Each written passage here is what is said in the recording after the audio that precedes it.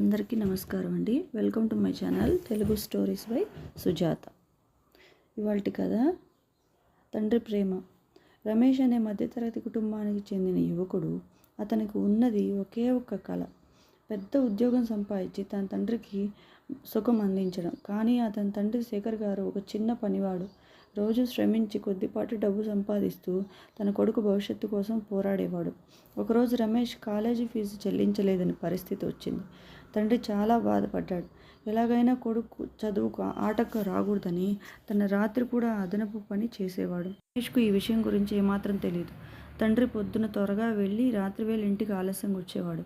తన ఆరోగ్యం దెబ్బతిన్నా కూడా కొడుకు కోసం నిస్వార్థంగా పనిచేసేవాడు. ఒకరోజు రమేష్ ఫీజు కట్టలేక మౌనంగా ఇంట్లో కూర్చుని ఉండిపోయాడు.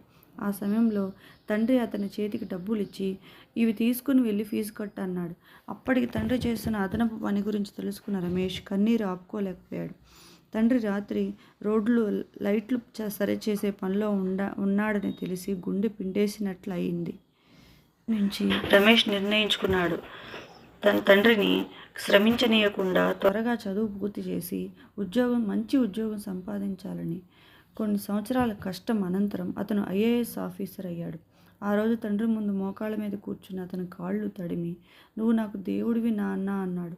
తండ్రి కన్నీటితో గర్వంగా నవ్వాడు. ఎందుకంటే తన త్యాగానికి అర్థం దొరికింది. తల్లిదండ్రుల ప్రేమ అమూల్యమైంది. వారు చేసే త్యాగాన్ని మనం మర్చిపోకూడదు, గౌరవించాలి.